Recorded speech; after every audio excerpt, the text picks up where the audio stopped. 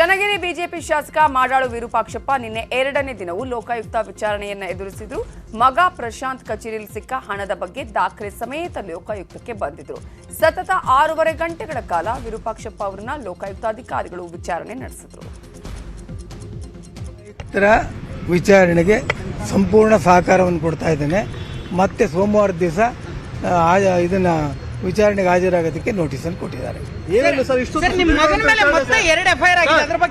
ಈ ಮಧ್ಯೆ ಪ್ರಕರಣ ಸಂಬಂಧ ಆರೋಪಿ ಪ್ರಶಾಂತ್ ಮಾಡಾಳು ವಿರುದ್ಧ ಮತ್ತೆ 2 ಎಫ್ಐಆರ್ ದಾಖಲಾಗಿದೆ. ಪಿಸಿ ಆಕ್ಟ್ ಅಡಿ ಲೋಕಾಯುಕ್ತ ಪೊಲೀಸರು ಸ್ವಯಂ ಪ್ರೇರಿತ ಕೇಸ್ ದಾಖಲಿಸಿಕೊಂಡಿದ್ದಾರೆ.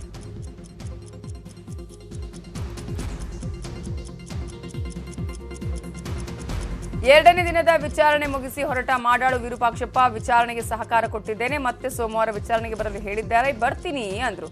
ಮಗನ ಮೇಲೆ ಮತ್ತೆ 2 ಎಫ್ಐಆರ್ ದಾಖಲಾದ ಬಗ್ಗೆ ಯಾವುದೇ ರಿಯಾಕ್ಷನ್ ಕೊಡಲಿಲ್ಲ.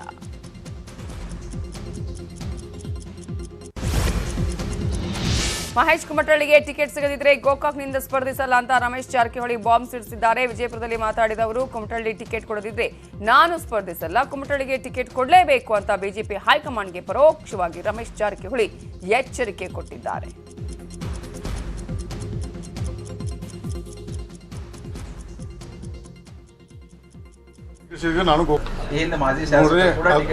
ಮಹೇಶ್ ಕುಮಟಳ್ಳಿ ಟಿಕೆಟ್ ಸಿಗ ನಾನು ಗೋಕಾಕ್ ನಿಲ್ಲೋದಿಲ್ಲ. ಆಯ್ತಾ, ಅವ್ರು ಕೊಡ್ತಿದ್ದು ನಾನು ಗೋಕಾಕ್ ನಿಲ್ಲೋದಿಲ್ಲ, ಅವ್ರು ಕೊಡಲೇಬೇಕು. ಮಹೇಶ್ ಕುಮಟಳ್ಳಿ ಟಿಕೆಟ್ ಸಿಗ ನಾನು ಗೋಕಾಕ್ ನಿಲ್ಲೋದಿಲ್ಲ.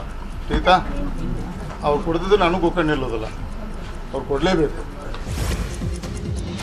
ಈ ಹಿಂದೆ ಉಪಮುಖ್ಯಮಂತ್ರಿ ಸ್ಥಾನದ ವಿಚಾರವಾಗಿ ಸಚಿವ ಬಿ ಶ್ರೀರಾಮುಲು ಹೆಸರು ಮುನ್ನೆಲೆಗೆ ಬಂದಿತ್ತು. ಈಗ ಮತ್ತೆ ಚುನಾವಣೆ ಹತ್ತಿರವಾಗ್ತಿದ್ದು ಪಕ್ಷ ಅಧಿಕಾರಕ್ಕೆ ಬಂದ ಮೇಲೆ ಶ್ರೀರಾಮುಲು ಡಿಸಿಎಂ ಸ್ಥಾನ ಒಲಿಯಲಿದೆ ಅನ್ನುವ ವದಂತಿಗಳು ಮತ್ತೆ ಎದ್ದಿವೆ. ಆದರೆ ಒಂದು ಹೆಜ್ಜೆ ಮುಂದೆ ಹೋಗಿರೋ ರಾಮುಲು ಉಪಮುಖ್ಯಮಂತ್ರಿ ಪಾಳೆಯ ಹೋಗಿದೆ. ಈಗ ಮುಖ್ಯಮಂತ್ರಿ ಅವಧಿ ಪಾರ್ಟಿ ಅವಕಾಶ ಮಾಡಿಕೊಟ್ರೆ ಸಿಎಂ ಆಗ್ತೇನೆ ಅನ್ನುವ ಮೂಲಕ ಸಿಎಂ ಆಗುವ ಇಂಗಿತ ವ್ಯಕ್ತಪಡಿಸಿದ್ದಾರೆ. ಉಪಮುಖ್ಯಮಂತ್ರಿ ಪಾಳ್ಯ ಹೋಗ್ತು, ಪ್ರಮೋಷನ್ ಮುಖ್ಯಮಂತ್ರಿ ಅಲ್ಲ ನೋಡಲ್ಲ ಅಲ್ಲ, ಇವಾಗ ಪಾಳ್ಯ ಉಪಮುಖ್ಯಮಂತ್ರಿ ಪಾಳ್ಯ ಹೋಗಿದೆ, ಇವಾಗ ಪ್ರಮೋಷನ್ ಮುಖ್ಯಮಂತ್ರಿ ಆಗ್ಬೇಕು. ಆಗಲ್ಲ, ದೇವ್ರ ಪಾರ್ಟಿ ಆಶೀರ್ವಾದ ಮಾಡಿದ್ರೆ ಮುಖ್ಯಮಂತ್ರಿ ಆಗಲ್ಲ, ಮುಖ್ಯಮಂತ್ರಿ ಆಗ್ಬೇಕಲ್ಲ. ಉಪಮುಖ್ಯಮಂತ್ರಿ ಪಾಳ್ಯ ಹೋಗ್ತು, ಪ್ರಮೋಷನ್ ಮುಖ್ಯಮಂತ್ರಿ ಆಗ್ಬೇಕಲ್ಲ. ಅಲ್ಲ ನೋಡಲ್ಲ. ಚುನಾವಣೆ ಹೊಸ್ತಿಲಲ್ಲೇ ಮಂಡ್ಯ ಬಿಜೆಪಿ ಜಿಲ್ಲಾಧ್ಯಕ್ಷ ಉಮೇಶ್ ಹೊಸ ಬಾಂಬ್ ಸಿಡಿಸಿದ್ದಾರೆ. ಮುಂಬರುವ ದಿನದಲ್ಲಿ ಜೆಡಿಎಸ್ ಕಾಂಗ್ರೆಸ್ ನಾಯಕರು ಬಿಜೆಪಿಗೆ ಬರಲಿದ್ದಾರೆ ಅಂದಿದ್ದಾರೆ. ಚುನಾವಣೆ ದಿನಾಂಕ ನಿಗದಿಯಾದ ಬಳಿಕ ಕಮಲಪಾಳ್ಯಕ್ಕೆ ಸೇರಲಿದ್ದಾರೆ. ನಾರಾಯಣ ಅವರು ಕೂಡ ಬಿಜೆಪಿಯಿಂದನೇ ಸ್ಪರ್ಧಿಸಲಿದ್ದಾರೆ ಅಂತ ತಿಳಿಸಿದ್ದಾರೆ.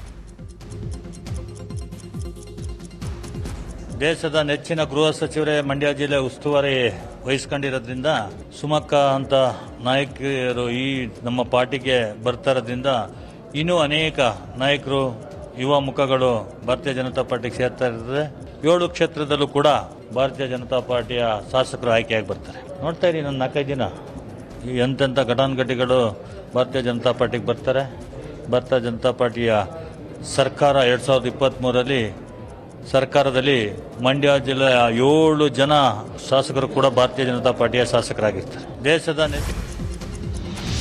ಪ್ರಧಾನಿ ನರೇಂದ್ರ ಮೋದಿ ನಾಳೆ ಮೈಸೂರು ಬೆಂಗಳೂರು ಎಕ್ಸ್‌ಪ್ರೆಸ್ ವೇ ಉದ್ಘಾಟಿಸಲಿದ್ದು ಸುಮಾರು 2 ಕಿಲೋಮೀಟರ್ ದೂರ ರೋಡ್ ಶೋ ನಡೆಸಲಿದ್ದಾರೆ.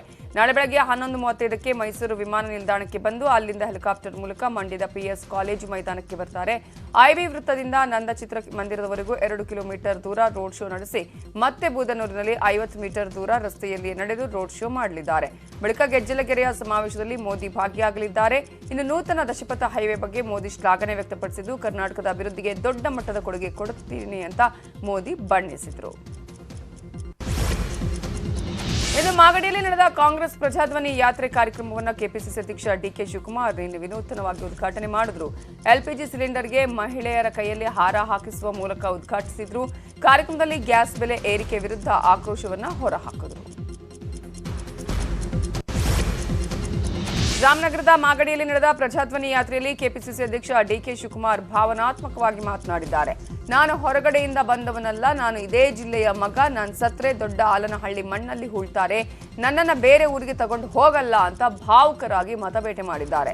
ನೀವು ಮಾಜಿ ಪ್ರಧಾನಿ ಎಚ್ ಡಿ ದೇವೇಗೌಡರಿಗೆ ಒಂದು ಅವಕಾಶ ಕೊಟ್ಟರೆ, ಮಾಜಿ ಸಿಎಂ ಕುಮಾರಸ್ವಾಮಿಗೂ ಒಂದು ಅವಕಾಶ ಕೊಟ್ಟಿದ್ರಿ. ಈ ಬಾರಿ ನಮಗೂ ಒಂದು ಅವಕಾಶ ಕೊಡಿ. ನಾನು ಸರ್ವೆ ಮಾಡಿಸಿದ್ದೇನೆ, 140 ಸೀಟ್ ಕಾಂಗ್ರೆಸ್ ಗೆಲ್ಲತ್ತೆ. ಸಾಕಷ್ಟು ರಾಜಕಾರಣಿಗಳು ಕಾಂಗ್ರೆಸ್ ಸೇರ್ತಿದ್ದಾರೆ. ಶಿವಲಿಂಗೇಗೌಡ, ಮಧು ಬಂಗಾರಪ್ಪ, ಕೋಲಾರ ಶ್ರೀನಿವಾಸ್ ಗೌಡ, ಗುಬ್ಬಿ ಶ್ರೀನಿವಾಸ್, MLC ಪುಟ್ಟಣ್ಣ ಸೇರಿ ತೀರ್ಥಹಳ್ಳಿ ಮಂಜುನಾಥ್ ಎಲ್ಲರೂ ಕಾಂಗ್ರೆಸ್ಗೆ ಬರ್ತಿದ್ದಾರೆ ಅಂತ ಹೇಳಿದ್ರು. ಈ ವೇಳೆ ಕಾರ್ಯಕರ್ತನೊಬ್ಬ ಸೋಮಣ್ಣ ಅಂದಾಗ ಈಗ ಸೋಮಣ್ಣ ವಿಚಾರ ಬೇಡ ಅಂತ DKಶ ಹೇಳಿದ್ರು. ನಿಮ್ ಊರಿನವರು, ನಿಮ್ ಮನೆ ಮಗ, ನಾನು ನಿಮ್ ಜಿಲ್ಲೆಯವನು. ನಾನು ಹೊರಗಡೆಯಿಂದ ನಾನು ಬರ್ಲಿಲ್ಲ. ನಾ ಸತ್ತರೆ ದೊಡ್ಡ ಹಾಲಲ್ಲೇ ನನ್ನ ಹೆಣ ಹೋಗು, ದೊಡ್ಡ ಹಾಲಲ್ಲಿ ಹೆಣ ಹೋಗು. ನಾನು ಬೇರೆ ಊರಿಗೆ ತೆಗೆದುಕೊಂಡು ಹೋಗುದಿಲ್ಲ. ದೇವೇಗೌಡರಿಗೆ ಮಾಜಿ ಪ್ರಧಾನಿ ಅನ್ಬೇಕಾರೆ ಕಾಂಗ್ರೆಸ್ ಪಕ್ಷದ ತ್ಯಾಗ ಇದೆಯೋ ಇಲ್ಲೋ ಅನ್ನೋದನ್ನ ತಾವು ತೀರ್ಮಾನ ಮಾಡ್ತಾ. ನಿಮ್ಮ ಸೇವೆ ಮಾಡ್ಲಿಕ್ಕೆ ಒಂದು ಆಶೀರ್ವಾದ ಮಾಡಿ ನನಗೊಂದು ಅವಕಾಶವನ್ನು ಕೊಡಿ.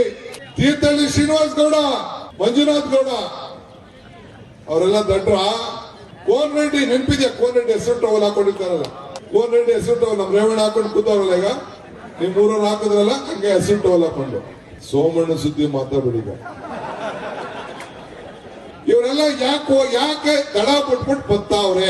ಇದನ್ನ ನಿಮ್ಮ ಪಾರ್ಟಿಲಿ ಕೇಳಬೇಕು. ನಿಮ್ ಮುಖ್ಯ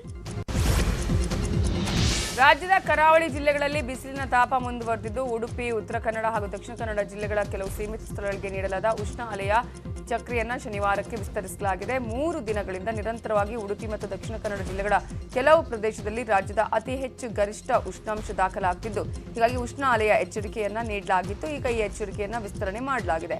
ನಿನ್ನೆ ಹೊನ್ನಾವರದಲ್ಲಿ 37.6, ಕಾರವಾರದಲ್ಲಿ 36.3 ಹಾಗೂ ಮಂಗಳೂರಲ್ಲಿ 35 ಡಿಗ್ರಿ ಸೆಲ್ಸಿಯಸ್ ಗರಿಷ್ಠ ಉಷ್ಣಾಂಶ ದಾಖಲಾಗಿದೆ ಅಂತ ಹವಾಮಾನ ಇಲಾಖೆ ಮಾಹಿತಿಯನ್ನ ಕೊಟ್ಟಿದೆ. 5 ಮತ್ತು 8ನೇ ತರಗತಿಯ ಪಬ್ಲಿಕ್ ಪರೀಕ್ಷೆಯನ್ನು ನಡೆಸದಂತೆ ಸರ್ಕಾರಕ್ಕೆ ಹೈಕೋರ್ಟ್ ಜಡ್ಜ್ ಪ್ರದೀಪ್ ಸಿಂಗ್ ಹೆಡೂರ್ ಮಹತ್ವದ ಆದೇಶ ಹೊರಡಿಸಿದ್ದಾರೆ. ಈ ಶೈಕ್ಷಣಿಕ ವರ್ಷದಿಂದ ಅಂದ್ರೆ ಮಾರ್ಚ್ 13ರಿಂದ 5, 8ನೇ ತರಗತಿಗಳಿಗೆ ಪಬ್ಲಿಕ್ ಪರೀಕ್ಷೆ ಮಾಡಲು ಶಿಕ್ಷಣ ಇಲಾಖೆ ನಿರ್ಧರಿಸಿತ್ತು. ಈ ವಿಚಾರವಾಗಿ ಪಬ್ಲಿಕ್ ಪರೀಕ್ಷೆಯನ್ನ ಪ್ರಶ್ನಿಸಿ ರುಪ್ಸಾ ಅಧ್ಯಕ್ಷ ಲೋಕೇಶ್ ತಾಳಿಕಟ್ಟೆ ಹೈಕೋರ್ಟ್ ಮೊರೆ ಹೋಗಿದ್ರು.